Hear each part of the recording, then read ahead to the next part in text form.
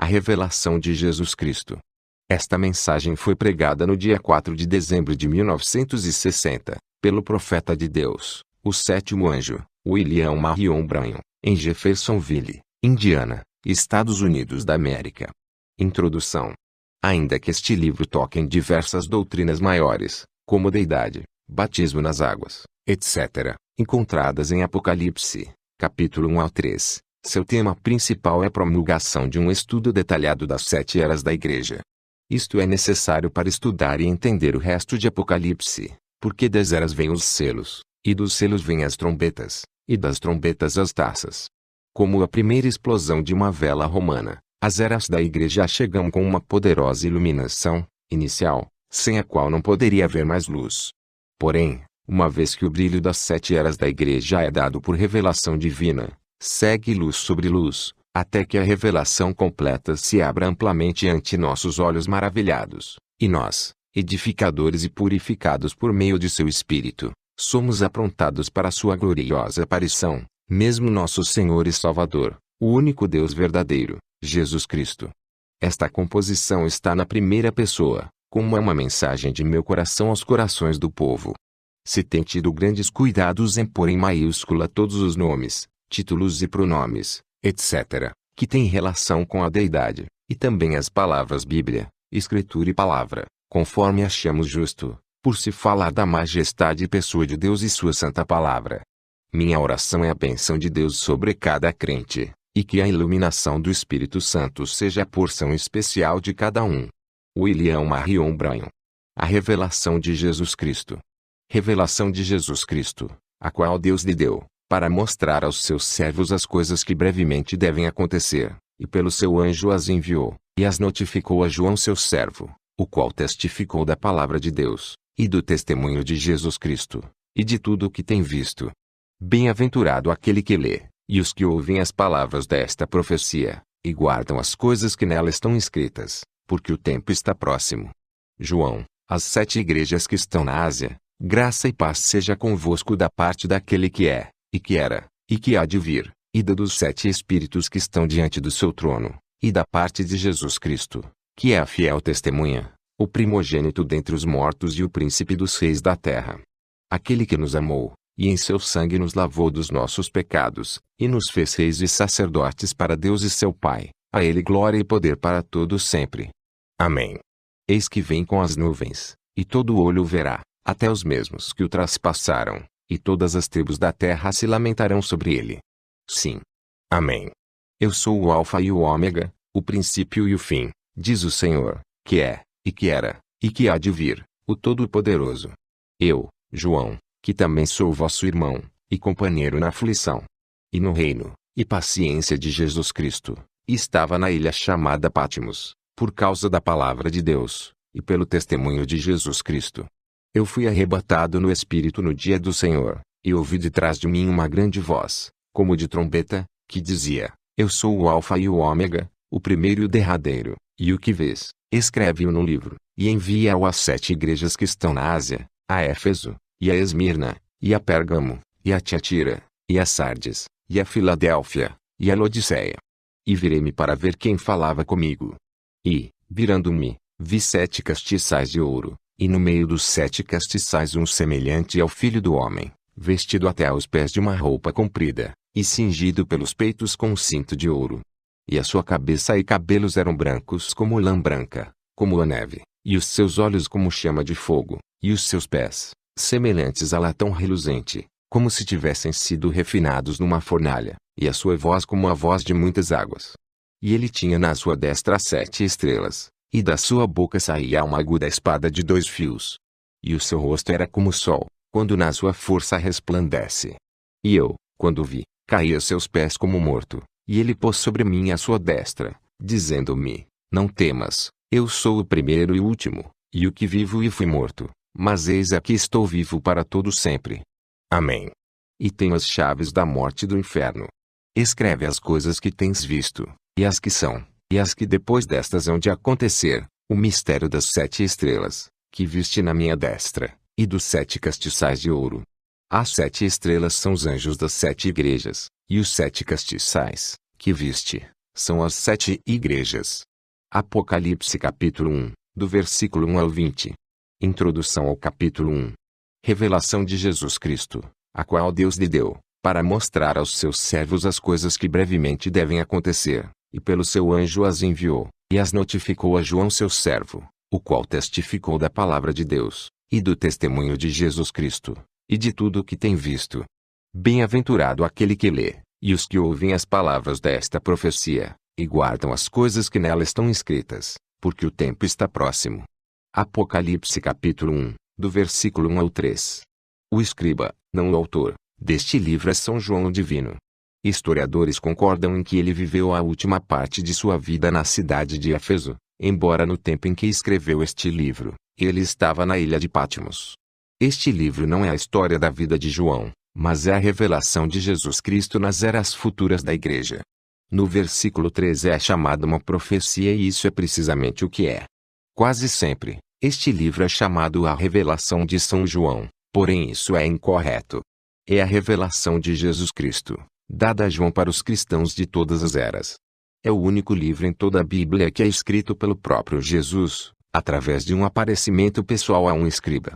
É o último livro da Bíblia, no entanto, relata o princípio e o final das dispensações do Evangelho. Agora, a palavra grega para revelação é Apocalipse, que quer dizer tirando o véu. Tirando o véu se ilustra perfeitamente no caso de um escultor mostrando sua obra esculpida, expondo ao espectador.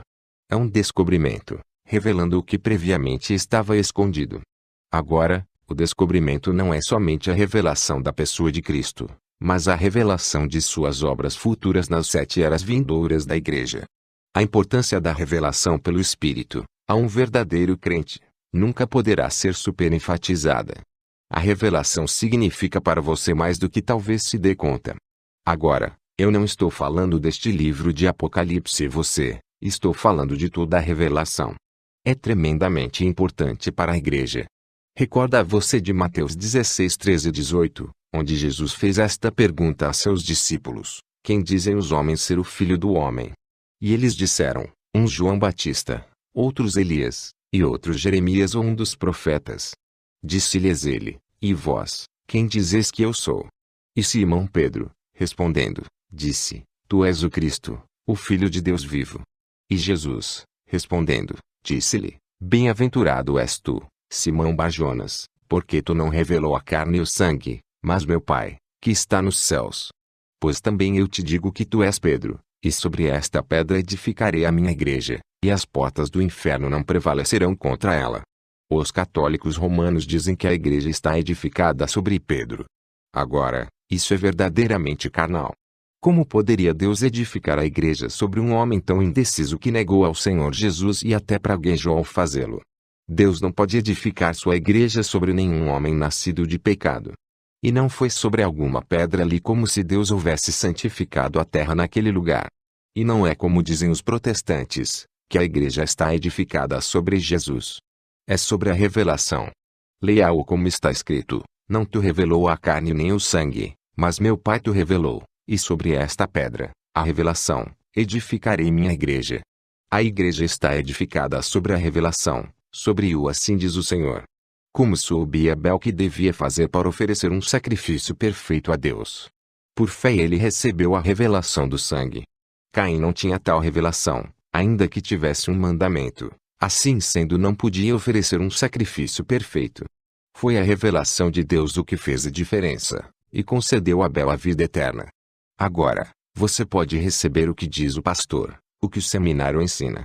E ainda que o ensinem com eloquência, enquanto Deus não revela a você que Jesus é o Cristo, e que você é purificado pelo sangue, e que Deus é seu Salvador, você nunca terá vida eterna. É a revelação espiritual que o faz. Agora, eu digo que este livro de revelação é a revelação de Jesus e o que ele está fazendo através das 7 eras da Igreja. É uma revelação porque os próprios discípulos não conheciam essas verdades registradas. Não lhes havia sido previamente revelado. Você recorda que eles vieram a Jesus no livro dos Atos e lhe perguntaram: restituirás o reino a Israel neste tempo? E ele lhes disse: não vos compete saber os tempos ou épocas. Aqueles homens ainda estavam pensando em Jesus com um reino terreno. Porém era um reino espiritual o que ele ia edificar. Ele mesmo não lhe podia declarar sua posição no reino, porque o Pai não o havia revelado. Porém logo, depois de sua morte e ressurreição, e neste preciso tempo de seu ministério intercessório, ele pôde mostrar aqui nesta revelação de si mesmo a João, o que faria e significaria sua glória e presença na igreja. Nesta revelação ele nos diz como será o fim do diabo. Ele nos diz como é que vai lidar com o diabo e lançá-lo no lago de fogo. Ele revela o fim dos ímpios, os quais seguem a Satanás. Satanás odeia isso. Você tem notado como Satanás odeia 2 dos livros da Bíblia mais que todos os demais? Por meio dos teólogos liberais e falsos cientistas, ele sempre está atacando o livro de Gênesis e o livro de Apocalipse. Em ambos os livros encontramos a origem de Satanás, suas obras terríveis e sua destruição. Por isso é que ele os ataca. Ele aborrece ser descoberto, e nestes livros ele tem sido descoberto exatamente como é. Jesus disse de Satanás: ele não tem parte comigo, e eu não tenho parte com ele. O diabo gostaria de provar que isto é diferente, porém não pode. Assim sendo, ele faz tudo o que pode para destruir nossa confiança na palavra. Porém, quando a igreja descrê em Satanás e crê na revelação do Espírito da palavra, as portas do inferno não podem prevalecer contra ela.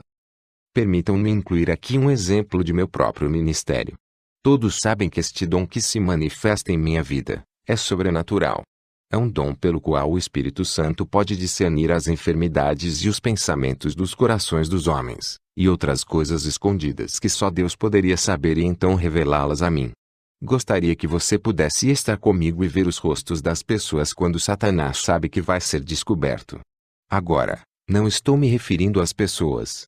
É ao domínio que Satanás exerce em suas vidas por meio do pecado, da indiferença e da enfermidade. Mas oxalá pudesse você ver seus rostos. Quando Satanás sabe que vai ser descoberto, certas mudanças muito estranhas se manifestam nos rostos das pessoas. Satanás tem medo. Ele sabe que o Espírito de Deus está a ponto de mostrar suas obras ao povo. Por isso é que ele odeia tanto estas reuniões. Quando se mencionam nomes e se revelam enfermidades, Satanás odeia isso. Agora, que é isto? Não é adivinhação de pensamentos. Não é telepatia, nem tampouco bruxaria. É uma revelação por meio do Espírito Santo. Essa é a única maneira pela qual eu o posso saber. Naturalmente a mente carnal chamará de tudo, menos do Espírito Santo. Permitam-me mostrar-lhes outra razão pela qual Satanás odeia este livro da revelação de Jesus Cristo na igreja. Ele sabe que Jesus Cristo é o mesmo ontem, hoje e eternamente, e que não muda. Ele sabe isso melhor que 90% dos teólogos. Ele sabe que como Deus é imutável em sua natureza, então ele é igualmente imutável em seus modos. Assim sendo, Satanás verdadeiramente sabe que a igreja original, de Pentecostes, com o poder de Deus, Marcos 16 em operação, e a igreja verdadeira que Jesus reclama como sua. Tudo o mais é falso. Tem que ser. Agora, recordem isto: Cristo na igreja verdadeira é a continuação do livro dos Atos. Porém o livro de Apocalipse mostra como é que o espírito do anticristo entraria na igreja e a corromperia, convertendo-a assim numa igreja morna, formal e sem poder. Isto descobre a Satanás, revelando suas obras, seu intento de destruir ao povo de Deus e desacreditar a palavra de Deus, até o momento em que ele foi lançado no lago de fogo. Ele combate isso. Não pode suportá-lo. Ele sabe que se o povo recebe a revelação verdadeira da igreja verdadeira e o que ela é, o que ela representa e como ela pode operar as obras maiores, ela será um exército invencível. Se eles recebem uma revelação verdadeira dos 2 espíritos dentro da estrutura da igreja cristã, e por meio do Espírito de Deus discernem e resistem aos espíritos do anticristo, Satanás estará sem poder ante ela. Ele estará tão frustrado como esteve quando Cristo resistiu seus múltiplos esforços por obter poder sobre ele no deserto. Sim, Satanás odeia a revelação. Porém nós a amamos. Com a verdadeira revelação em nossas vidas, as portas do inferno não podem prevalecer contra nós, porém nós prevaleceremos contra ela. Recordarão que mencionei ao princípio desta mensagem que este livro ao qual estamos estudando é a revelação real de Jesus na igreja e sua obra nas eras futuras. Então mencionei que somente por meio do Espírito Santo obteremos revelação, ou nos passará por alto. Unindo esses 2 pensamentos, veremos que não será somente estudo e pensamento natural o que fará com que este livro seja real. Se necessitará da operação do Espírito Santo, isso quer dizer que esse livro não pode ser revelado a ninguém mais que a um povo especial. Será uma classe de gente com percepção profética, necessitará de habilidade para ouvir de Deus. Necessitará de instrução sobrenatural, não somente um estudante comparando versículo com versículo, embora isso seja bom. Porém um mistério requer a revelação do Espírito ou nunca será claro. Como necessitamos ouvir de Deus, e abrir nossos corações e chegar a estar rendidos ao Espírito para ouvir e entender. Como já tenho dito, este livro, Revelação, é a consumação das Escrituras. Está mesmo colocado exatamente no cânon das Escrituras, no final. Agora, você pode entender por que é que diz que todo aquele que o lê ou mesmo ouve, é bem-aventurado. É a revelação de Deus que dará a você a autoridade sobre o diabo. E você pode ver por que é que aqueles que acrescentam ou tiram dela, serão condenados. Terá que ser assim porque quem pode acrescentar ou tirar da revelação perfeita de Deus e vencer ao inimigo? Isto é simples. Não há nenhum poder tão prevalecedor como a revelação da palavra. Vem. No versículo 3, uma bênção é prometida para aqueles que prestam atenção especial a este livro. Eu penso que isso se refere ao costume no Antigo Testamento dos sacerdotes que liam a palavra para a congregação pela manhã. Vem. Muitos não podiam ler, e os sacerdotes tinham que ler a palavra para eles. Somente lendo a palavra para eles, e a bênção estava ali. Não fazia diferença se fosse lida ou ouvida. Porque o tempo está próximo. Realmente o tempo não estava próximo. Na sabedoria e previdência de Deus, esta revelação tão tremenda, embora plenamente conhecida de Deus, não podia ser manifesta até então. Assim sendo, imediatamente aprendemos uma regra: a revelação de Deus para cada era, pode vir somente naquela era, e num tempo específico. Verifiquem a história de Israel. A revelação de Deus a Moisés veio num determinado momento da história, e ainda mais especificamente, veio quando o povo clamava a Deus.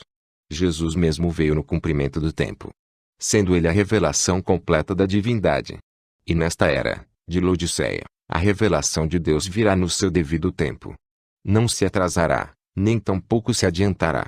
Pense nisto e observe bem, porque hoje estamos no tempo do fim. A saudação. João, às 7 igrejas que estão na Ásia, graça e paz seja convosco da parte daquele que é, e que era, e que há de vir, e da dos 7 Espíritos que estão diante de seu trono. E da parte de Jesus Cristo, que é a fiel testemunha, o primogênito dos mortos e o príncipe dos reis da terra. Aquele que nos ama, e em seu sangue nos lavou dos nossos pecados. E nos fez reis e sacerdotes para Deus e seu Pai, a ele é a glória e poder para todos sempre. Amém. A palavra Ásia, realmente é Ásia Menor. É uma terra pequena mais ou menos do tamanho de Indiana. As 7 igrejas ali foram escolhidas especialmente dentre as demais igrejas por suas características, as quais seriam manifestas nas eras sucessivas, séculos depois. Os 7 espíritos ante o trono é o espírito que estava em cada um dos 7 mensageiros, dando-lhes seu ministério para cada era, a era em que cada um viveu. Agora, todas estas expressões, aquele que é, aquele que era, aquele que há de vir, a fiel testemunha, o primogênito dos mortos, príncipe dos reis da terra, o Alfa e o Ômega, e o Todo-Poderoso, são títulos e descrições de uma única e mesma pessoa, que é o Senhor Jesus Cristo, que nos lavou de nossos pecados em seu próprio sangue. O Espírito de Deus, em João, se expressa assim para mostrar a suprema deidade de Jesus Cristo, e para revelar a deidade como um Deus. Hoje em dia há um tremendo erro, o qual ensina que há 3 deuses em vez de um. Esta revelação, como foi dada a João por Jesus mesmo, corrige esse falso ensino. Não é que há 3 deuses, mas um Deus com 3 ofícios. Há um Deus com 3 títulos, Pai, Filho e Espírito Santo. Esta poderosa revelação é a que teve a igreja primitiva, e tem que ser restaurada neste último dia juntamente com a fórmula correta para o batismo em águas. Agora, os teólogos modernos não concordam comigo, segundo o que saiu publicado numa grande revista cristã, a qual diz: esse ensino, sobre a Trindade, se encontra no próprio centro e coração do Antigo Testamento. Está igualmente centralizado no coração do Novo Testamento. Tanto o Antigo como o Novo Testamento se opõem à ideia de que há mais de um Deus, Não obstante, o Novo Testamento ensina com semelhante clareza que o Pai é Deus, e o Filho é Deus, e o Espírito Santo é Deus, e que estes três não são três aspectos da mesma pessoa, mas três pessoas numa verdadeira relação pessoal entre si mesmas. Ali temos a grande doutrina de três pessoas, porém um Deus. Também dizem, Deus, segundo a Bíblia, não é somente uma pessoa, mas três pessoas num Deus. Esse é o grande mistério da Trindade. Certamente o é. Como podem três pessoas serem um Deus? Não somente não há lugar na Bíblia para provar isto, mas esta doutrina mostra ainda uma falta de raciocínio inteligente. Três pessoas distintas, embora de idêntica substância, são três deuses, ou o idioma tem perdido seu sentido completamente. Escutem estas palavras outra vez. Eu sou o Alfa e o Ômega, o princípio e o fim, diz o Senhor, que é, e que era, e que há de vir, o Todo-Poderoso. Isto é deidade. Isto não é simplesmente um profeta, um homem, isto é Deus. E não é uma revelação de três deuses, mas um Deus, o Todo-Poderoso. Ali no princípio da igreja não creram em três deuses. Você não pode encontrar essa classe de doutrina entre os apóstolos. Foi depois da era apostólica que esta doutrina entrou e verdadeiramente chegou a ser uma doutrina fundamental no Concílio de Nicéia. A doutrina da deidade causou em Nicéia uma separação em dois sentidos. E dessa separação saíram dois extremos. Um simplesmente foi ao politeísmo, crendo em três deuses, e o outro foi ao unitarismo. Naturalmente isto tomou um tempo para se desenvolver, porém sucedeu, e o temos hoje em dia. Porém a revelação através de João dada pelo Espírito às igrejas foi, eu sou o Senhor Jesus Cristo, e eu sou a plenitude. Não há nenhum outro Deus. E ele pôs o seu selo sobre esta revelação. Considere isto, quem foi o pai de Jesus? Mateus 1,18, diz, achou-se ter concebido do Espírito Santo. E no versículo 20 diz, José, filho de Davi, não temas receber a Maria, tua mulher, porque o que nela está gerado é do Espírito Santo. Porém Jesus mesmo disse que Deus era seu Pai. Deus o Pai e Deus o Espírito Santo, como frequentemente expressamos, estes termos, fazem ao Pai e ao Espírito um, e em verdade são um. De outra maneira Jesus teve dois pais. Porém note que Jesus disse que ele e seu Pai eram um, não dois. Isso produz um Deus. Desde que isto seja histórica e escrituristicamente verdade, o povo pergunta de onde vieram os três. Foi uma doutrina fundamental no Concílio de Nicéia no ano 325 AD. Uma observação aqui, AD, é uma expressão em latim que quer dizer, Anno Domini, que significa, Ano do Senhor. Esta trindade, uma palavra absolutamente inescriturística, foi baseada sobre os muitos deuses de Roma. Os romanos tinham muitos deuses aos quais oravam. Também oravam a seus antepassados por considerá-los como mediadores. Foi somente um passo para dar nomes novos a deuses antigos, e agora temos santos para torná-lo mais bíblico. Assim sendo, em vez de Júpiter, Vênus, Marte, etc., temos a Paulo, Pedro, Fátima, Cristóvão, etc. e etc. Eles não podiam fazer com que sua religião pagã funcionasse com um só Deus, portanto dividiram Deus em três, e fizeram intercessores dos santos, tal como haviam feito de seus antepassados. Desde então, o mundo não tem podido compreender que há somente um Deus com três ofícios ou manifestações. Sabem que há um Deus, segundo as Escrituras, mas eles procuram fazer a doutrina fantástica de que Deus é como um cacho de uvas, três pessoas com a mesma divindade distribuída igualmente entre todos. Porém aqui em Apocalipse diz plenamente que Jesus é o que é, o que era, e o que há de vir. Ele é o Alfa e Ômega, o que significa que ele é o A até o Z, ou melhor, o tudo. Ele é o Todo-Poderoso. Ele é a rosa de Saron, o lírio dos vales, a estrela resplandecente da manhã, a videira verdadeira, o Pai, o Filho e o Espírito Santo. Ele é Deus, Deus Todo-Poderoso. O único Deus.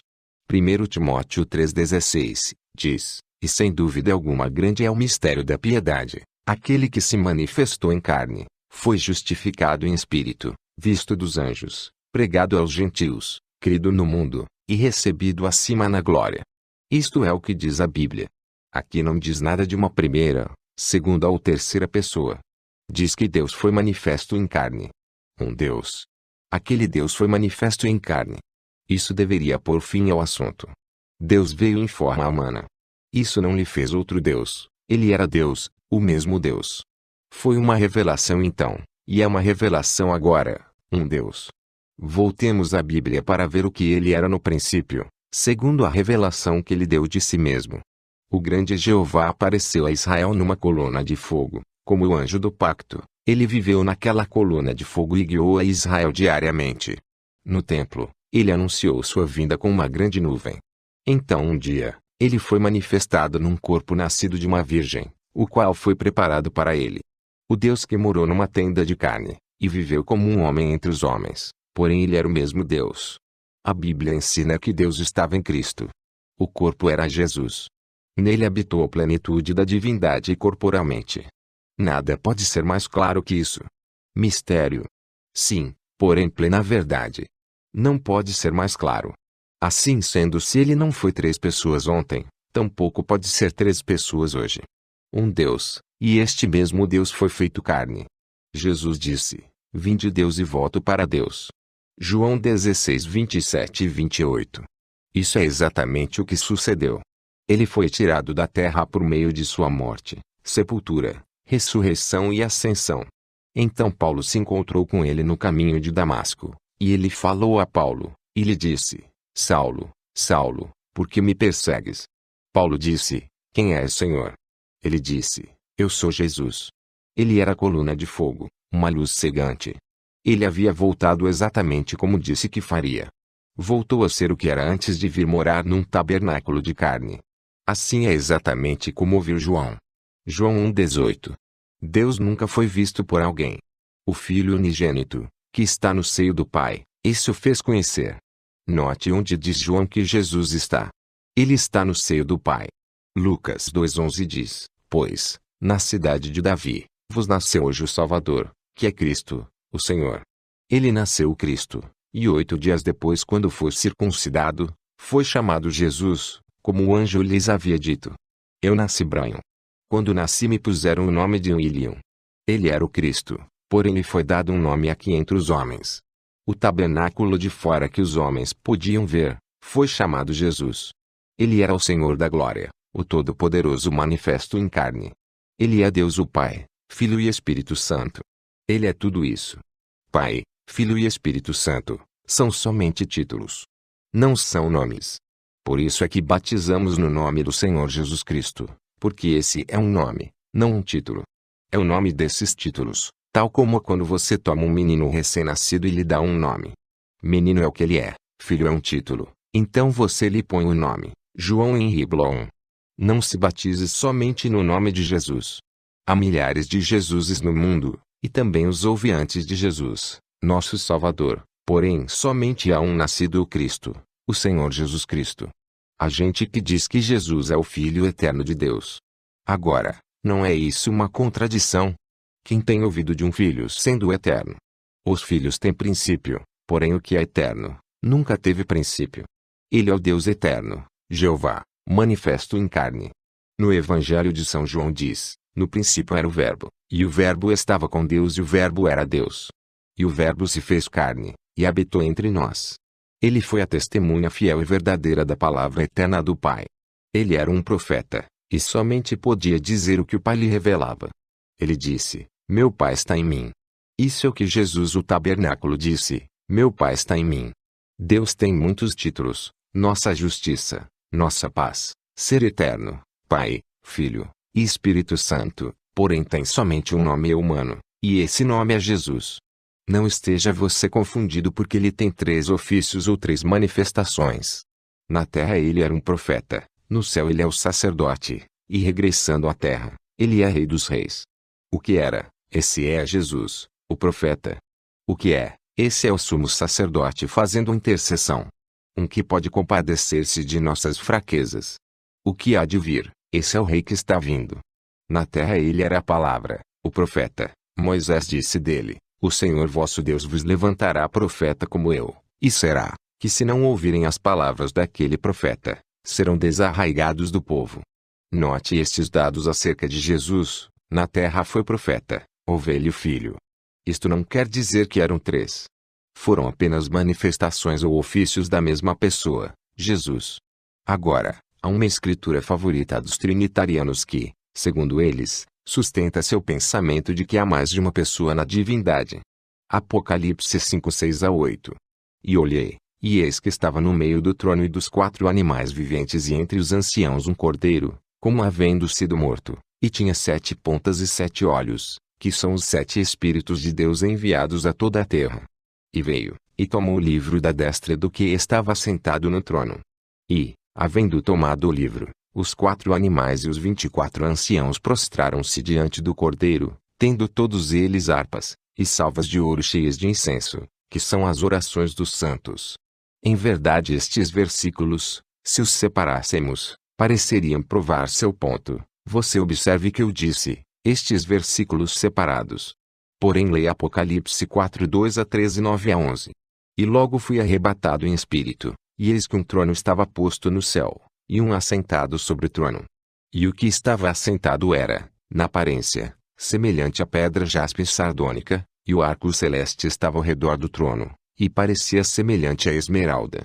E, quando os animais davam glória, e honra, e ações de graças ao que estava assentado sobre o trono, ao que vive para todo sempre, os 24 anciãos prostravam-se diante do que estava assentado sobre o trono, e adoravam o que vive para todo sempre, e lançavam as suas coroas diante do trono, dizendo: Digno és, Senhor, de receber glória, e honra, e poder, porque tu criaste todas as coisas, e por tua vontade são e foram criadas. Note cuidadosamente que no versículo 2 diz, não 2 ou 3, mas estava assentado no trono. No versículo 3 diz, ele, não eles, era, na aparência semelhante a uma pedra de jaspe. No versículo 9 diz que os animais davam honra a ele, não a eles. No versículo 10 diz que os anciãos se prostravam diante dele, não deles. No versículo 11 diziam, Senhor, digno és, não senhores. Também no versículo 11 diz que este que estava no trono era o Criador, que é Jesus, João 1:3, o qual é Jeová, Espírito, Deus do Antigo Testamento, Gênesis 1:1. Porém não vamos nos deter aqui. Leia agora em Apocalipse 3:21.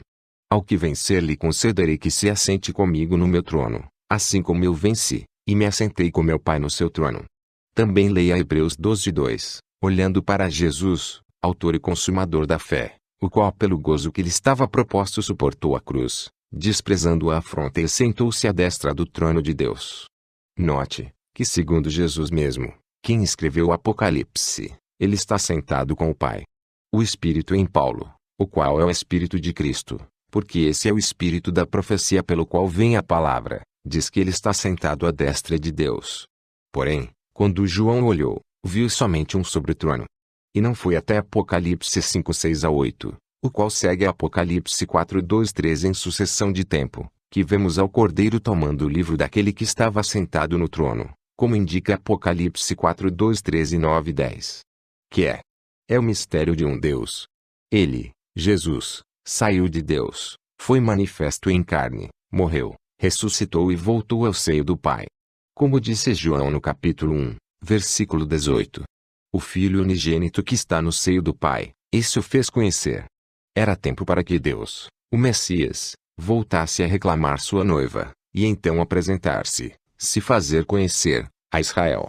Assim sendo, vemos a Deus vindo novamente para tomar uma relação humana com o homem como filho de Davi, rei dos reis e senhor dos senhores, e como noivo da noiva gentia. Não são dois deuses, mas simplesmente um só Deus manifestando seus poderosos ofícios e títulos tríplices.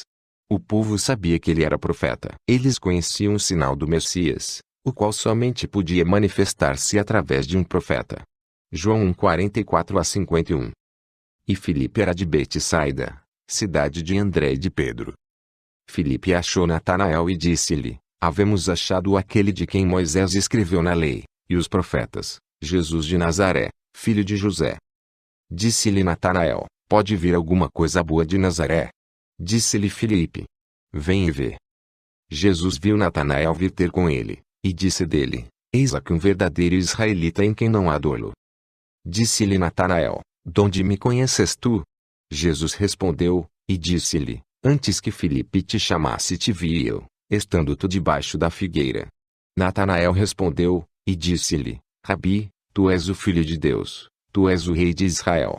Jesus respondeu, e disse-lhe, porque te disse, vi-te debaixo da figueira, crês? Coisas maiores do que estas verás. E disse-lhe, em verdade vos digo que daqui em diante vereis o céu aberto, e os anjos de Deus subirem e descerem sobre o Filho do Homem. A habilidade para discernir os pensamentos dos corações dos homens, fez com que os escolhidos de Deus entendessem que ele era o Messias, a palavra ungida de Deus. Hebreus 4:12, porque a palavra de Deus é viva e eficaz, e mais penetrante do que espada alguma de dois gumes, e penetra até a divisão da alma e do espírito, e das juntas e medulas, e é apta para discernir os pensamentos e intenções do coração. Quando a mulher junto ao poço experimentou que ele discernia os pensamentos de seu coração, ela lhe reconheceu como profeta, declarando que o Messias seria conhecido por meio desse sinal. João 4:7-25. Veio uma mulher de Samaria tirar água, disse-lhe Jesus, dá-me de beber. Porque os seus discípulos tinham ido à cidade comprar comida. Disse-lhe pois a mulher samaritana, como, sendo tu judeu, me pedes de beber a mim, que sou mulher samaritana? Porque os judeus não se comunicam com os samaritanos. Jesus respondeu, e disse-lhes, se tu conheceras o dom de Deus, e quem é o que te diz, dá-me de beber, tu lhe pedirias e ele te daria água viva. Disse-lhe a mulher, Senhor, tu não tens com que atirar e o poço é fundo, onde pois tens a água viva? És tu maior do que o nosso pai Jacó, que nos deu o poço, bebendo ele próprio dele e os seus filhos, e o seu gado. Jesus respondeu e disse-lhe, qualquer que beber da água que eu lhe der nunca terá sede, porque a água que eu lhe der se fará nele uma fonte d'água que salta para a vida eterna. Disse-lhe a mulher, Senhor, dá-me dessa água, para que não mais tenha sede. E não venha aqui tirá-la. Disse-lhe Jesus, vai, chama o teu marido e vem cá. A mulher respondeu, e disse, não tenho marido. Disse-lhe Jesus, disseste bem, não tenho marido, porque tiveste 5 maridos, e o que agora tens não é teu marido, isto disseste com verdade. Disse-lhe a mulher, Senhor, vejo que és profeta. Nossos pais adoraram nesse monte, e vós dizeis que é em Jerusalém o lugar onde se deve adorar. Disse-lhe Jesus, mulher, crê-me que a hora vem, em que nem neste monte nem em Jerusalém adorareis o Pai. Vós adorais o que não sabeis, nós adoramos o que sabemos porque a salvação vem dos judeus. Mas a hora vem, e agora é, em que os verdadeiros adoradores adorarão o Pai em espírito e em verdade. Porque o Pai procura tais que assim o adorem. Deus é espírito e importa que os que o adorem em espírito e em verdade. A mulher disse-lhe, eu sei que o Messias, que se chama o Cristo, vem, quando ele vier, nos anunciará tudo. Jesus disse-lhe, eu sou, eu que falo contigo. Em Apocalipse 15:3 diz, e cantavam o cântico de Moisés, servo de Deus, e o cântico do Cordeiro, dizendo, grandes e maravilhosas são as tuas obras, Senhor Deus Todo-Poderoso. Justos e verdadeiros são os teus caminhos, ó Rei dos Santos. O Cordeiro, o Pontífice retendo seu sangue como expiação no propiciatório por nossos pecados é o Senhor Deus Todo-Poderoso. Esse é seu ofício presente. Isso é o que está fazendo agora, seu sangue clamando por nossos pecados. Porém algum dia aquele Cordeiro será o leão da tribo de Judá. Ele virá com poder e glória e tomará sua autoridade para reinar como rei. Ele é o futuro rei desta terra. Agora, isso não quer dizer que ele não é rei hoje. Porque ele é nosso rei, rei dos santos. Hoje em dia é um reino espiritual. Não é deste sistema mundano, assim como nós tampouco somos deste mundo. Por isso é que nós nos conduzimos diferentes aos do mundo.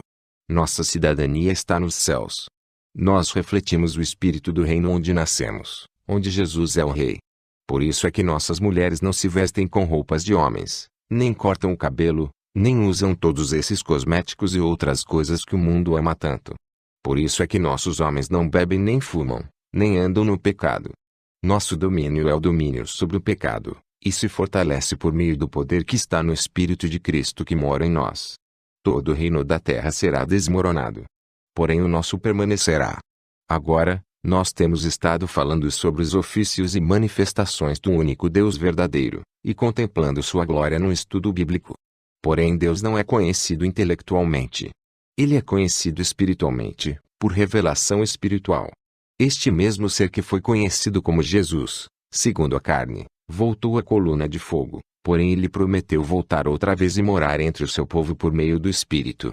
E no dia do Pentecostes, aquela coluna de fogo desceu e se repartiu em línguas de fogo sobre cada um deles.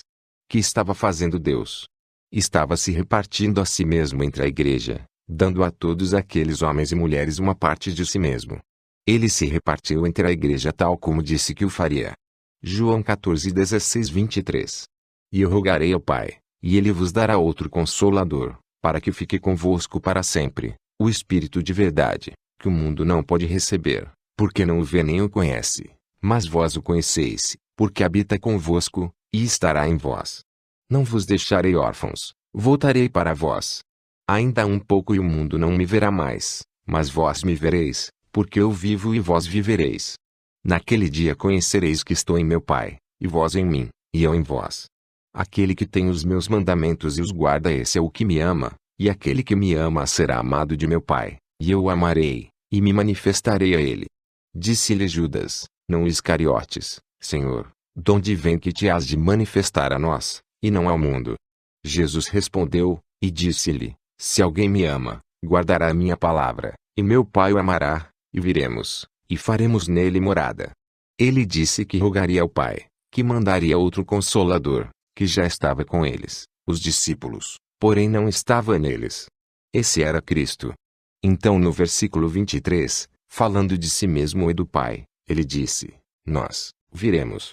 Ali está, o Espírito está vindo, o mesmo Espírito de Deus que foi manifesto como Pai, e como Filho e também se manifestará em muitos.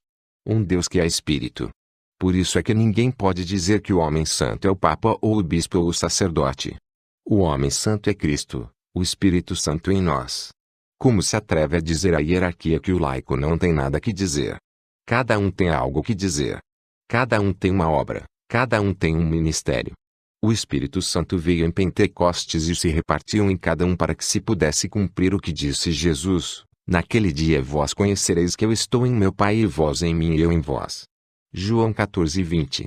O grande eu sou, o Deus Todo-Poderoso, tem vindo como Espírito para encher sua verdadeira igreja. Ele tem o direito de mover-se onde ele quer e sobre quem ele quer.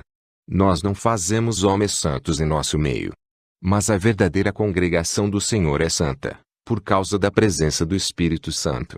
É Ele, o Espírito Santo, quem é santo, não a congregação em si mesma. Agora, essa é a revelação, Cristo Jesus é Deus. O Jeová do Antigo Testamento é o Jesus do Novo. Não importa quanto se esforce, você não pode provar que há três deuses. Mas também se necessita de uma revelação por meio do Espírito Santo para que você possa entender a verdade de que ele é um. Se necessita de uma revelação para ver que o Jeová do Antigo Testamento é o Jesus do Novo. Satanás entrou na igreja e cegou as pessoas acerca desta verdade. E quando eles foram cegados, não foi muito tempo depois que a igreja de Roma cessou de batizar no nome do Senhor Jesus Cristo.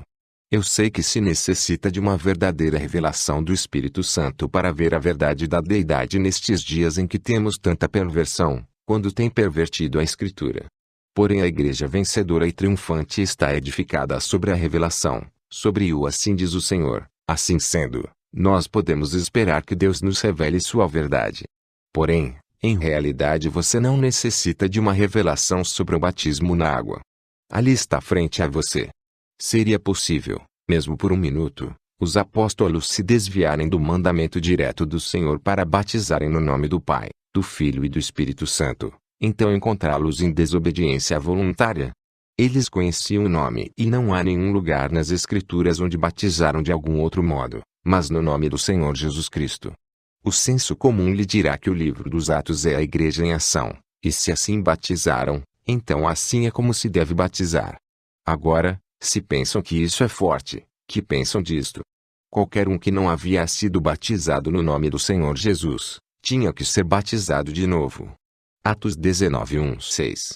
E sucedeu que, enquanto Apolo estava em Corinto, Paulo, tendo passado por todas as regiões superiores, chegou a Éfeso, e achando ali alguns discípulos, disse-lhes, recebestes vós já o Espírito Santo quando crestes?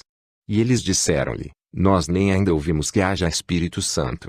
Perguntou-lhes então, em que sois batizados então? E eles disseram, no batismo de João. Mas Paulo disse: certamente João batizou com o batismo do arrependimento, dizendo ao povo que cresce no que após ele havia de vir, isto é, em Jesus Cristo. E os que ouviram foram batizados em nome do Senhor Jesus. E, impondo-lhe Paulo as mãos, veio sobre eles o Espírito Santo, e falavam línguas e profetizavam. Ali está. Esta boa gente de Éfeso havia ouvido de um Messias que viria. João havia pregado acerca dele. Eles foram batizados no batismo do arrependimento para a remissão de pecados, olhando para diante, para a crença em Jesus. Porém agora era tempo de olhar para trás para Jesus, e ser batizado para perdão dos pecados. Era tempo de receber o Espírito Santo. E quando foram batizados no nome do Senhor Jesus Cristo, Paulo impôs suas mãos sobre eles, e o Espírito Santo caiu sobre eles. Agora, estas pessoas de Éfeso eram umas pessoas muito agradáveis, e se alguns tinham o direito de se sentirem tranquilos, eram eles. Vejam como haviam progredido. Eles haviam vindo todo aquele caminho aceitando a vinda do Messias. Eles o estavam esperando. Porém não pode ver você que, não obstante a tudo isto, se lhes escapou, ele havia vindo e se tinha ido. Eles tinham necessidade de serem batizados no nome do Senhor Jesus Cristo. Eles tinham necessidade de serem cheios do Espírito Santo. Se você tem sido batizado no nome do Senhor Jesus Cristo, Deus lhe encherá com o seu Espírito. Essa é a palavra. Atos 19:6 foi o cumprimento de Atos 2:38. Arrependei-vos, e cada um de vós seja batizado no nome de Jesus Cristo, para perdão dos pecados, e recebereis o dom do Espírito Santo. Vem. Paulo por meio do Espírito Santo disse exatamente o que disse Pedro por meio do Espírito Santo. E o que foi dito não se pode mudar. Tem que ser o mesmo desde Pentecostes até que o último escolhido haja sido batizado. Gálatas 1:8. Mas ainda que nós mesmos ou um anjo do céu vos anuncie outro evangelho além do que já vos tenho anunciado, seja anátema. Alguns de vocês da unidade, batizaram equivocadamente. Vocês batizam para a regeneração como se o fato de ser imerso na água os salvasse. Regeneração não vem por meio da água, é uma obra do Espírito. O homem que inspirado pelo Espírito Santo deu o mandamento: arrependei-vos, e cada um de vós seja batizado no nome do Senhor Jesus. Não disse que a água regenerava. Ele disse somente que era uma evidência de uma boa consciência para com Deus. Isso era tudo. 1 Pedro 3:21. Que também, como uma verdadeira figura, agora vos salva, batismo, não do despojamento da imundícia da carne, mas da indagação de uma boa consciência para com Deus, pela ressurreição de Jesus Cristo. Eu creio. Se alguém tem alguma ideia que não é verdadeira de que a história pode provar o batismo na água de qualquer outro modo que não seja no nome do Senhor Jesus Cristo, eu lhe aconselho a ler os registros históricos e veja por si mesmo. O seguinte é um registro verdadeiro de um batismo que teve lugar em Roma no ano 100 AD, Anno Domini, e foi publicado na revista Time, em 5 de dezembro de 1955. O diácono levantou sua mão, e Públio Decius entrou pela porta do batistério. Parado no batistério, com a água até a cintura, estava Marcos Vasquez, o vendedor de madeira. Ele tinha um sorriso enquanto Públio chegava a seu lado no batistério. Credis? Lhe perguntou. Credo, respondeu Públio. Eu creio que minha salvação vem de Jesus Cristo, que foi crucificado sob Pôncio Pilatos. Com ele tenho morrido para que com ele possa ter vida eterna. Então ele sentiu os braços que lhe sustinham enquanto ele se deixava cair para trás no batistério, e ouviu a voz de Marcos em seu ouvido: eu te batizo no nome do Senhor Jesus, enquanto a água fria se fechou sobre ele. Até o tempo em que se extraviou a verdade, e não voltou senão nesta última era, desde Nicéia até o início desse século, batizaram no nome do Senhor Jesus Cristo, porém tem sido restaurada. Satanás não pode impedir a revelação quando o Espírito a quer dar. Sim, se houvessem 3 deuses, você bem poderia batizar pelo Pai, e pelo Filho e pelo Espírito Santo, porém a revelação dada a João foi que há um Deus e seu nome é o Senhor Jesus Cristo, e você batiza por um Deus e somente um. Por isso é que Pedro batizou daquela maneira em Pentecostes. Ele teve que ficar fiel à revelação, a qual foi assim: esteja absolutamente certa, pois toda a casa de Israel, de que é este Jesus que vós crucificastes, Deus o fez Senhor e Cristo. Eis aí, o Senhor Jesus Cristo. Se Jesus é Senhor e Cristo, então ele, Jesus, É e não pode ser outra coisa menos que Pai, Filho e Espírito Santo em uma pessoa manifesta em carne. Não é Deus em três pessoas, bendita a Trindade, mas um Deus, uma pessoa com três títulos maiores, com três ofícios manifestando aqueles títulos. Escutem uma vez mais.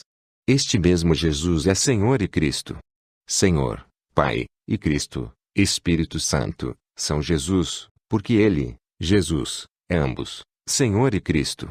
Se isto não nos mostra a verdadeira revelação da Deidade, então nada o fará. Senhor não é outro, Cristo não é outro. Este Jesus é o Senhor Jesus Cristo, um só Deus. Um dia Filipe disse a Jesus: Senhor, mostra-nos o Pai, o que nos basta. Jesus lhe disse: Tanto tempo há que estou convosco, e não me tens conhecido? Aquele que me tem visto ao Pai. Como, pois, dizes tu, mostra-nos o Pai? Eu e meu Pai somos um. Eu citei isto uma vez, e uma senhora disse: Um momento, irmão Branho, você e sua esposa são um. Disse, porém não dessa maneira. Ela disse: Perdoe-me, você. Assim sendo, lhe disse: Você vê a mim? Ela disse: Sim. Lhe perguntei: Vê você a minha esposa? Ela disse: Não. Disse: Então essa unidade é de outra classe, porque ele disse: Quando vocês me veem, vocês veem ao Pai. O profeta disse que haveria luz no tempo da tarde. Num hino está escrito: Haverá luz nas últimas horas do dia, o caminho à glória seguramente encontrarás. A luz de hoje se encontra por meio da água, sepultado no precioso nome de Jesus. Jovens e velhos, arrependam-se todos de seus pecados. O Espírito Santo certamente entrará. As luzes da tarde têm chegado. É uma verdade que Deus e Cristo são um. Não faz muito eu estava falando com um rabi judeu. Ele me disse: Vocês, gentios, não podem dividir a Deus em três partes e dá-lo a um judeu. Nós temos melhor conhecimento que isso. Lhe disse: Rabi, essa é a coisa. Nós não dividimos a Deus em três partes. Crê você nos profetas, não é verdade? Ele disse: Seguro que sim. Crê você em Isaías 9:6? Sim. De quem estava falando o profeta? Do Messias. Eu disse: Que relação terá o Messias com Deus? Ele disse: Será Deus mesmo. Eu disse: Isso é correto. Amém. Você não pode pôr a Deus em três pessoas ou três partes. Você não pode dizer a um judeu que há um Pai, um Filho e um Espírito Santo. Ele dirá a você imediatamente de onde veio essa ideia. Os judeus sabem que esta doutrina foi estabelecida no Concílio de Nicéia. Com razão nos censuram como pagãos. Nós falamos de um Deus que não muda. Os judeus creem nisto também. Mas a igreja mudou seu Deus invariável de um Deus para três. Porém a luz está voltando no entardecer. Quão extraordinário é que esta luz esteja vindo no tempo em que os judeus estão regressando à Palestina. Deus e Cristo são um. Este Jesus é Senhor e Cristo. João teve a revelação, e Jesus era a revelação, e ele se projetou a si mesmo aqui na Escritura. Eu sou o que era, o que é, e o que há de vir, o Todo-Poderoso. Amém. Se a revelação está fora de seu alcance, então olhe para cima e peça a Deus. Essa é a única maneira pela qual você chegará a recebê-la. Uma revelação tem que vir de Deus. Nunca vem pela via humana, ou por dons humanos, mas por dádiva espiritual. Você pode memorizar as Escrituras, e, ainda que isso seja maravilhoso, isso não é a resposta. Tem que ser uma revelação de Deus. A palavra diz que nenhum homem pode dizer que Jesus é o Cristo, senão pelo Espírito Santo. Você tem que receber o Espírito Santo, e só então o Espírito pode dar-lhe a revelação que Jesus é o Cristo, Deus, o ser ungido. Nenhum homem conhece as coisas de Deus. Somente o Espírito de Deus e aquele a quem o Espírito de Deus o revela. Nós necessitamos de orar a Deus em busca de revelação mais que qualquer outra coisa no mundo.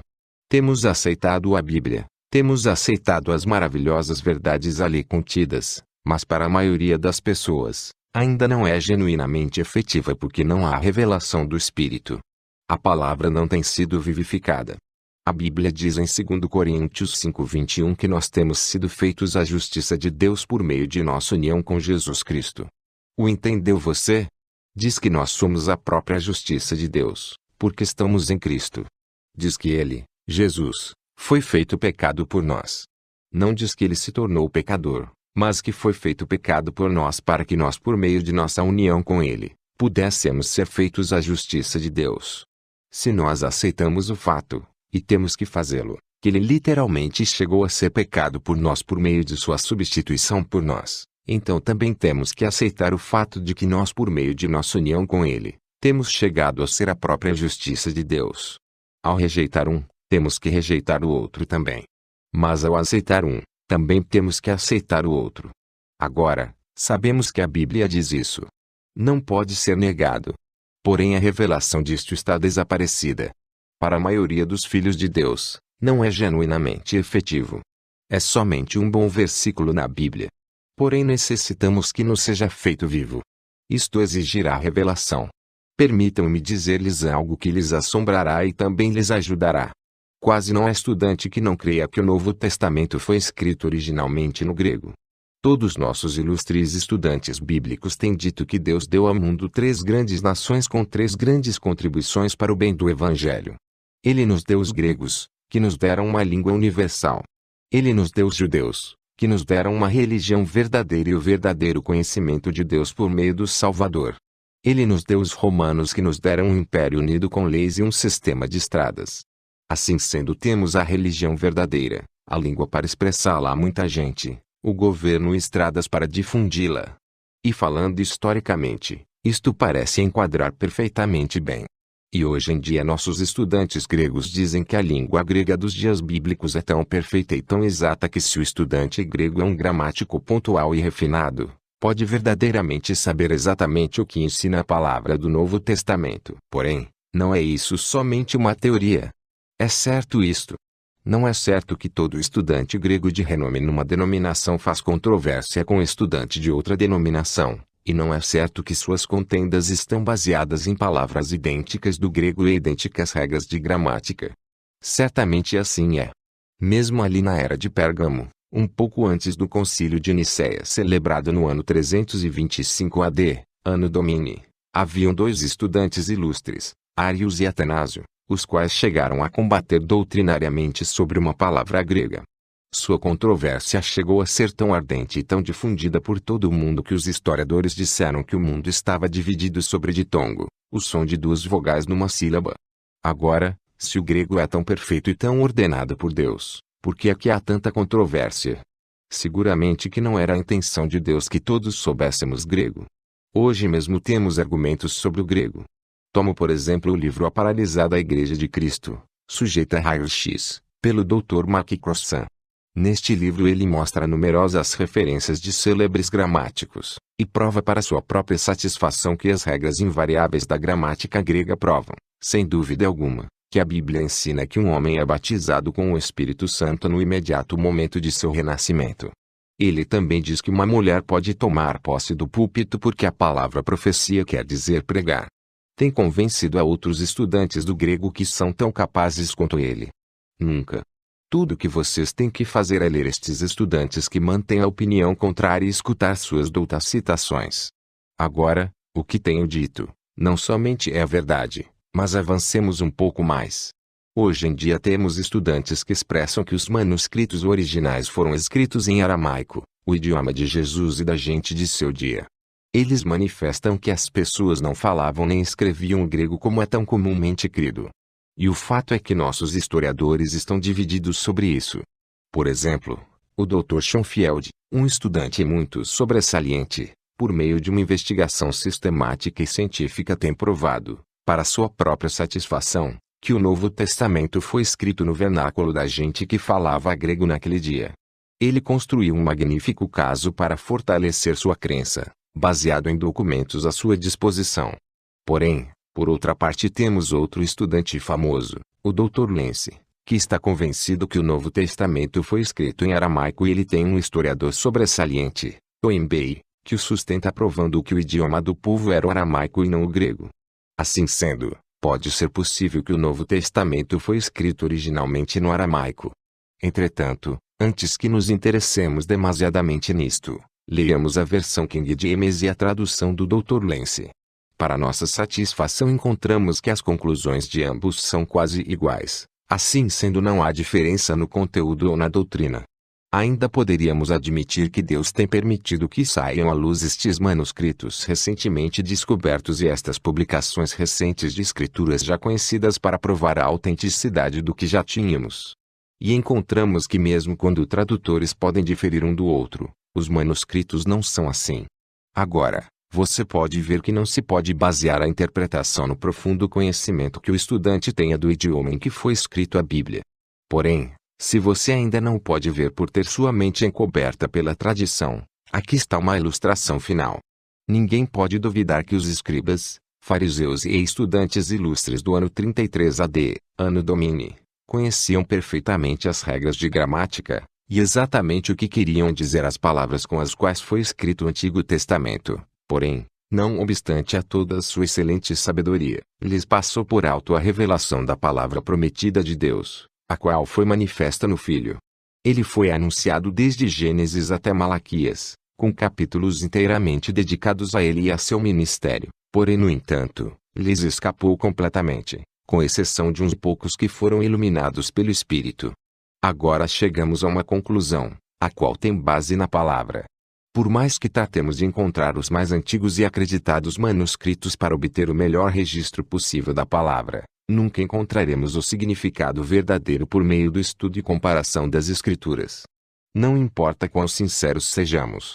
Se necessita de uma revelação de Deus para obtê-lo, isso é exatamente o que disse Paulo em 1 Coríntios 2,15, as quais também falamos, não com palavras de sabedoria humana, mas com as que o Espírito Santo ensina, comparando as coisas espirituais com as espirituais. A revelação genuína é Deus interpretando sua própria palavra pela vindicação do que está prometido. Agora, que ninguém fique confundido pelo que tenho dito, e pense que eu não creio na exatidão da palavra como a temos hoje. Eu creio que esta Bíblia é exata. Jesus autenticou completamente o Antigo Testamento quando andou na terra, e aquilo foi recompilado tal como foi o Novo Testamento. Não se enganem quanto a isto, hoje em dia nós temos a infalível palavra de Deus, e nenhum homem se atreve a tirar ou acrescentar a ela. Porém nós necessitamos do mesmo Espírito que a inspirou, para que nos ensine. Oh, quanto necessitamos da revelação pelo Espírito! Não necessitamos de uma Bíblia nova, não necessitamos de uma tradução nova, ainda que algumas delas sejam muito boas, e eu não estou contra elas, mas necessitamos da revelação do Espírito Santo. E graças a Deus, podemos ter o que necessitamos porque Deus quer revelar sua palavra a nós por meio de seu Espírito. Que Deus comece a dar-nos, por meio de seu Espírito, uma revelação prevalecente e continuamente vivificante. Oh, se a igreja tão somente pudesse obter uma revelação fresca, e por meio dela, chegar a ser a palavra viva manifesta, faríamos as obras maiores e glorificaríamos o Deus nosso Pai que está no céu. Libertado do pecado. Aquele que nos ama, e em seu sangue nos lavou dos nossos pecados. A palavra lavou em realidade é libertou. Nos tem libertado de nossos pecados por seu sangue. Não é maravilhoso? Porém, tem você mente espiritual? Você compreendeu isto? Foi seu próprio sangue que nos libertou completamente de nossos pecados. Não foi sangue humano, foi o sangue de Deus. Pedro chamou o sangue de Cristo. Paulo chamou o sangue do Senhor e o sangue de Jesus. Não são três pessoas, mas uma pessoa. Ali está essa revelação de novo. Um Deus. Aquele Jeová Deus onipotente desceu e se fez um corpo por meio do nascimento virginal, e morou nele, para que pudesse ser o sangue de Deus o que nos libertasse, liberta-nos completamente, de nossos pecados e nos apresentasse sem mancha diante de si mesmo com grande alegria. Quer você um tipo no Antigo Testamento? Voltemos ao Jardim do Éden. Quando a primeira notícia chegou à glória de que o filho, Adão, se havia perdido, mandou Deus a um anjo. Mandou a um filho. Mandou a outro igual a nós? Não, ele mesmo veio para redimir aquele filho perdido. Aleluia! Deus não confiou o seu plano de salvação a outro. Ele somente confiava em si mesmo. Deus se fez carne e habitou entre nós, e nos redimiu a si mesmo. Nós somos salvos pelo sangue de Deus. O Deus eterno habitou num corpo mortal para tirar o pecado. Ele chegou a ser o cordeiro para derramar seu sangue e entrar com ele detrás do véu. Considere isto, sendo que é o sangue de Deus, é sangue perfeito, e se o sangue perfeito nos tem libertado do poder da servidão do pecado, então é uma liberdade completa e perfeita. Agora pois, Não há condenação.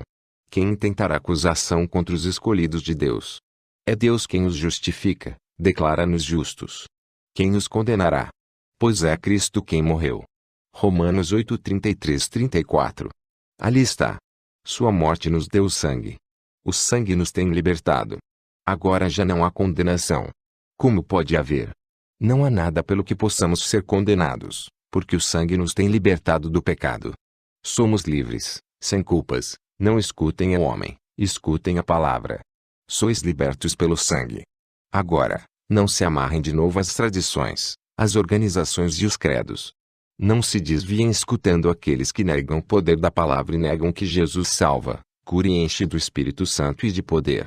Vocês são homens livres por Deus, libertos por seu próprio sangue.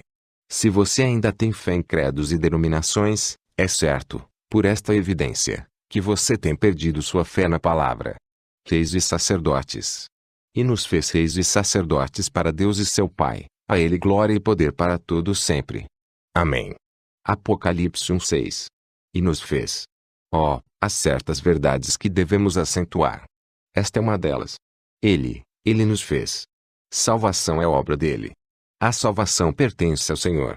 Completamente por graça. Ele nos redimiu com um propósito. Ele nos comprou com um propósito. Somos reis espirituais. Nós seremos reis sobre a terra com ele quando ele se assentar em seu trono. Porém agora somos reis espirituais e reinaremos sobre um reino espiritual. Diz em Romanos 5:17, porque se pela ofensa de um só, a morte reinou por esse, muito mais os que recebem a abundância da graça, e do dom da justiça, reinarão em vida por um só, Jesus Cristo. Em Colossenses 1:13, o qual nos tirou da potestade das trevas, e nos transportou para o reino do Filho do seu amor. Agora mesmo reinamos com Cristo, tendo domínio sobre o pecado, o mundo, a carne, e o diabo. Mostrando seu louvor e glória, mostrando a Ele mesmo, porque é Cristo em nós efetuando o querer e o efetuar por sua boa vontade. Sim, certamente, agora mesmo estamos assentados em lugares celestiais em Cristo Jesus. E nos tem feito sacerdotes. Sim, sacerdotes a Ele, oferecendo louvor espiritual que procede de lábios santificados. Rendendo a Ele nossas vidas como uma oferta doce. Adorando-lhe em espírito e em verdade. Intercedendo e suplicando. Sacerdotes e reis de nosso Deus. Com razão não desejamos o mundo. E além do mais, somos um povo peculiar, zeloso de boas obras. Temos sido recriados nele para sermos filhos à semelhança de nosso Pai. Agora, o Deus que está vindo, eis que vem com as nuvens, e todo olho o verá, até os mesmos que o traspassaram, e todas as tribos da terra se lamentarão sobre ele. Sim. Amém. Apocalipse 1:7. Ele vem. Jesus vem. Deus vem. O profeta vem. Vem o sacerdote e rei. O Todo-Poderoso vem. Assim seja, Senhor Jesus, vem brevemente. Amém. Ele vem. Ele vem com as nuvens, nuvens de glória como foi visto no Monte da Transfiguração, e seus vestidos estavam brilhando com o poder de Deus que lhe cobria. E todo olho o verá. Isso quer dizer que isso não é o rapto, o arrebatamento. Isto é quando ele vier tomar seu devido lugar como governador do mundo. Então é quando aqueles que lhe têm traspassado com seus credos e doutrinas denominacionais se lamentarão e toda a gente chorará atemorizada por causa daquele que é a palavra. Este é o relato da revelação de Zacarias 12:9-14. Zacarias profetizou isto há 2500 anos. Está quase a ponto de suceder.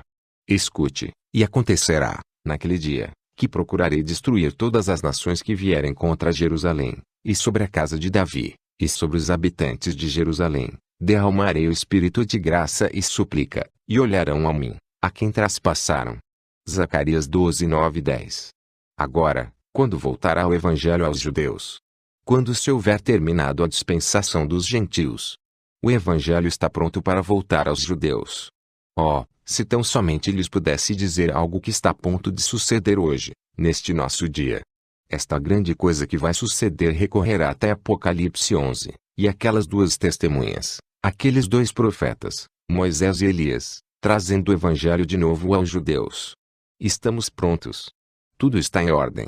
Tal como os judeus trouxeram o evangelho aos gentios, assim também os gentios o levarão de regresso aos judeus e o rapto sucederá.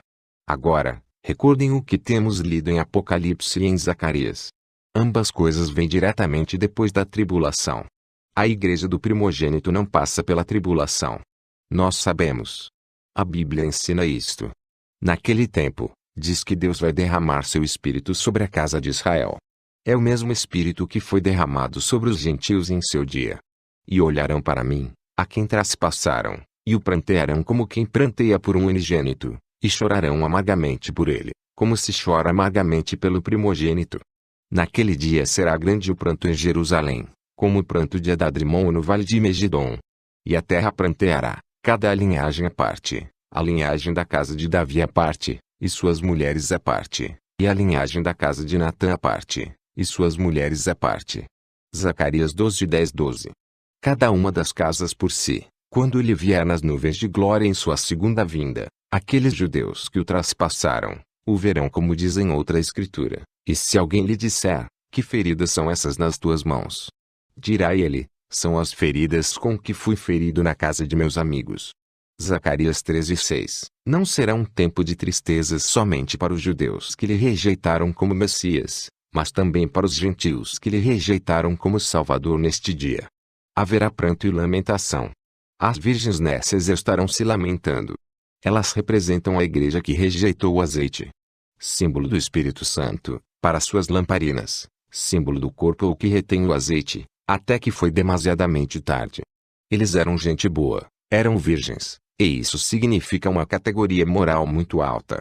Porém não tinham azeite em suas lamparinas, assim sendo foram lançadas nas trevas exteriores onde há choro e ranger de dentes.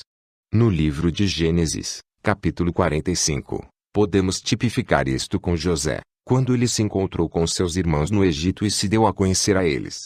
Gênesis 45:1-7. Então José não se podia conter diante de todos os que estavam com ele, e clamou, fazei sair daqui todo o varão, e ninguém ficou com ele, quando José se deu a conhecer a seus irmãos. E levantou a sua voz com choro, de maneira que os egípcios ouviam, e a casa de Faraó ouviu. E disse José a seus irmãos, eu sou José, vive ainda meu pai? E seus irmãos não puderam responder, porque estavam pasmados diante da sua face. E disse José a seus irmãos, peço-vos, chegai-vos a mim. E chegaram-se. Então disse ele, eu sou José, vosso irmão, a quem vendestes para o Egito. Agora, pois, não vos entristeçais, nem vos peses aos vossos olhos por me haverdes vendido para cá, porque para a conservação da vida Deus me enviou diante da vossa face. Porque já houve 2 anos de fome no meio da terra, e ainda restam 5 anos em que não haverá lavoura nem cega. Pelo que Deus me enviou diante da vossa face para conservar vossa sucessão na terra e para guardar-vos em vida por um grande livramento. Agora, não enquadra isso perfeitamente com Zacarias 12? Unindo estas duas porções, sem dúvida, obteremos exatamente a verdade.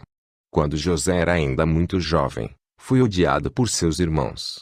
Por que foi odiado por seus irmãos? Porque ele era espiritual. Não foi culpa dele que visse aquelas visões, nem que sonhasse aqueles sonhos e interpretasse. Isso estava dentro dele. Ele não podia manifestar nenhuma outra coisa mais do que estava dentro dele. Portanto, o ódio de seus irmãos foi sem causa. Porém ele foi amado por seu pai. Seu pai era profeta e entendia. Ali está um tipo perfeito de Cristo. Deus o Pai amava ao Filho, mas os irmãos, escribas e fariseus, lhe odiavam porque podia curar aos enfermos, operar milagres, predizer o futuro, ver visões e interpretá-las. Essa não foi causa para odiar-lhe, porém o fizeram, tal como os irmãos de José.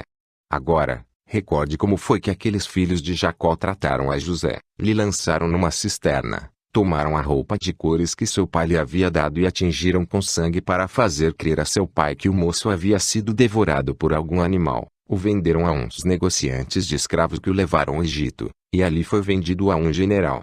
A esposa do general o acusou falsamente, mas dentro de pouco tempo sua habilidade como profeta lhe trouxe à presença de Faraó, e foi exaltado à sua destra com tanta autoridade que ninguém podia chegar a Faraó sem que primeiramente se entrevistasse com José.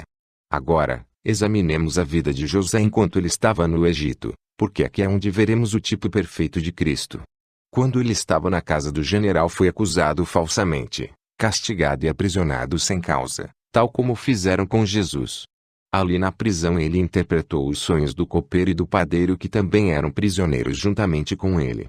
O copeiro foi perdoado e restaurado à vida, mas o outro foi condenado à morte. Cristo foi aprisionado na cruz, abandonado por Deus e o homem. De ambos os lados tinha um ladrão, um morreu espiritualmente, mas ao outro foi concedida a vida. E note, quando Jesus foi tirado da cruz, ele foi exaltado ao céu, e agora está assentado à destra do grande Espírito de Jeová, e nenhum homem pode chegar a Deus, senão por ele. Há um mediador entre Deus e os homens, ele é tudo que você necessita.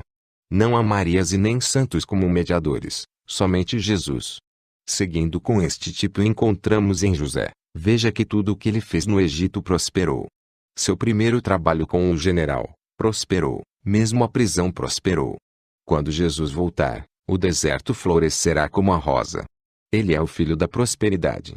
Assim como nunca houve uma era tão próspera como a de José, assim também há um tempo de bênção que vem a esta terra como o mundo jamais tem conhecido. Cada um de nós poderá se assentar sob nossa própria figueira, e rirmos e regozijarmos e vivermos para sempre em sua presença. Em sua presença há gozo completo e em sua mão direita há bênçãos para sempre. Glória a Deus. Agora, note que onde quer que José fosse, soava a trombeta para anunciar sua chegada. O povo gritava, dobrem o joelho diante de José. Sem importar o que estivessem fazendo as pessoas, quando a trombeta soava, todos dobravam seus joelhos. Alguém poderia haver estado vendendo algo na rua, e era o momento de receber o dinheiro, porém ele tinha que suspender a venda e dobrar o joelho quando soava aquela trombeta. Se ele fosse um ator, ele tinha que suspender o seu ato e dobrar o joelho a José quando sua presença fosse anunciada com essa chamada de trombeta. E num destes dias, tudo cessará quando a trombeta de Deus soará, e os mortos em Cristo ressuscitarão, e a alva eterna romperá em claridade. Então todo joelho se dobrará, porque está escrito, pelo que também Deus o exaltou soberanamente, e lhe deu um nome que é sobre todo o nome, para que ao nome de Jesus se dobre todo o joelho dos que estão nos céus, e na terra, e debaixo da terra. E toda a língua confesse que Jesus Cristo é o Senhor, para a glória de Deus Pai. Filipenses 2:9-11. Porém note outra revelação gloriosa nesta tipificação de José. Enquanto estava no Egito, lhe foi dada uma noiva gentia. E na união com ela teve 2 filhos, Manassés e Efraim. José pediu a seu pai que abençoasse os 2 moços. Ele os colocou na frente de Jacó para que Manassés, o primogênito, estivesse à destra de Jacó, e Efraim à esquerda. Quando Jacó estava a ponto de abençoá-los, cruzou suas mãos colocando a mão direita sobre o menor. José clamou, assim não, meu pai, este é o primogênito, à tua direita. Porém Jacó disse, Deus cruzou minhas mãos. Aqui em tipo, vemos que a bênção que pertencia ao primogênito, o judeu, foi dada ao menor, o gentil, por meio da cruz, mãos cruzadas, do Senhor Jesus Cristo. A bênção vem por meio da cruz. Cristo nos resgatou da maldição da lei, fazendo-se maldição por nós, porque está escrito, maldito todo aquele que for pendurado no madeiro. Para que a bênção de Abraão chegasse aos gentios por Jesus Cristo, e para que pela fé nós recebamos a promessa do Espírito. Gálatas 3:13-14. A bênção de Abraão veio por meio da cruz aos gentios. Os judeus rejeitaram a cruz, portanto, Jesus recebeu a noiva gentia. Agora, voltando à história de José encontrando-se com seus irmãos. Você recordará que nem todos os irmãos vieram. José sabia isso e insistiu para que todos os irmãos aparecessem ante ele, ou ele não podia fazer-se conhecer ante eles. Finalmente trouxeram ao que havia faltado. Benjamim. Foi o pequeno Benjamim, o irmão de sangue puro, que fez arder sua alma. E quando nosso José, Jesus, vier ao povo que tem guardado os mandamentos de Deus, os quais têm regressado à Palestina, sua alma arderá. O pequeno Benjamim tipificava os 144.000 israelitas de toda a terra que têm voltado à Palestina para sua redenção. Eles estarão ali prontos para receber-lhe, de quem o verdadeiro conhecimento é vida eterna. Eles dirão, este é nosso Deus a quem temos esperado. Então verão o que traspassaram. E eles lhe perguntarão, de onde vêm estas feridas tão terríveis? Como sucedeu? E chorarão e se lamentarão cada família por si. Todos por si na angústia de sua tristeza. Agora, Onde estará a noiva gentia enquanto Jesus está se dando a conhecer a seus irmãos? Recordem que a noiva de José, juntamente com os 2 meninos, estava no palácio, porque José havia ordenado: fazei sair todos de minha presença. Assim sendo, a noiva estava escondida no palácio de José. Para onde vai a noiva gentia no rapto? Ao palácio. A noiva será tirada da terra. Ela será levantada antes da grande tribulação para encontrar a seu Senhor nos ares. Por 3 anos e meio, enquanto a ira de Deus é derramada sobre a terra, ela estará na grande ceia das bodas do Cordeiro. Então ele voltará, deixando sua noiva na casa de seu pai, para dar-se a conhecer a seus irmãos. Neste tempo, o pacto do anticristo que os judeus têm feito com Roma será quebrado. Então Roma e seus aliados mandarão suas tropas para destruir todos os judeus que temem a Deus e que se mantêm com a palavra. Mas ao chegar à cidade para destruí-la, aparecerá nos céus o sinal da vinda do Filho do Homem com seus exércitos poderosos para destruir aqueles que têm estado destruindo a terra. Com o inimigo derrotado, Jesus vem se apresenta aos 144.000. Havendo visto suas obras poderosas de salvação, tem chegado a conhecer seu poder. Mas também vendo suas feridas e sabendo que eles lhe haviam rejeitado até neste próprio momento, lhes causa pranto e agonia de terror e temor, assim como fizeram os irmãos de José quando se viram ante ele, se atemorizaram, pensando que ele lhes mataria. Porém, como José disse: não vos pese o fato de me haverdes vendido para cá. Está bem, Deus estava em tudo isso, ele o fez para a preservação de vida. Assim também Jesus lhes falará palavras de paz e amor. Porque rejeitaram os judeus a Jesus. Deus estava em tudo isso, foi a única maneira dele poder tirar a noiva gentia. Ele morreu na cruz para preservar a vida da noiva gentia. Agora, estes 144.000 não formam parte da noiva. Em Apocalipse 14:4, são chamadas virgens e seguem ao Cordeiro onde quer que for. O fato de que não se hajam contaminado com mulheres prova que são eunucos. Mateus 19:12. Os eunucos eram os que guardavam as câmaras nupciais. Eram servos. Note que eles não se assentam no trono, mas estão diante do trono. Não, eles não formam parte da noiva, mas estarão no glorioso reino milenial. Então vemos que quando este remanescente de Israel houver sido unido em amor ao Senhor, e o inimigo houver sido destruído, Deus preparará seu monte santo, seu novo jardim do Éden para a noiva e os servos dele e dela, para a lua de mel de 1000 anos sobre a terra. Como Adão e Eva que estiveram no jardim e não terminaram os 1000 anos, agora Jesus, nosso último Adão, e sua Eva, a igreja verdadeira, cumprirão todo o plano de Deus. Oh, como se repete a Bíblia! A cena de José e seus irmãos está a ponto de cumprir-se, porque Jesus vem logo. E ao terminar o tipo de José, há uma coisa a mais que quero trazer a sua atenção acerca deste tempo do fim. Recordem quando José falou com seus irmãos, e Benjamim não estava com eles. Ele lhes falou por meio de um intérprete, ainda que sabendo o hebraico perfeitamente bem. Ele falou a seus irmãos em outro idioma. Você sabia que a primeira era, a era gentia, a cabeça de ouro, a era de Babilônia, terminou com uma mensagem em línguas escrita numa parede? Esta era, terminará da mesma maneira. A abundância de línguas neste dia é mais uma prova que os tempos dos gentios se têm acabado, e Deus está voltando a Israel. Ele vem logo. O Alfa e o Ômega, o profeta, sacerdote e rei, o todo em tudo, Senhor Deus dos exércitos, vem logo. Assim seja, Senhor Jesus, o único Deus verdadeiro, vem depressa. Amém.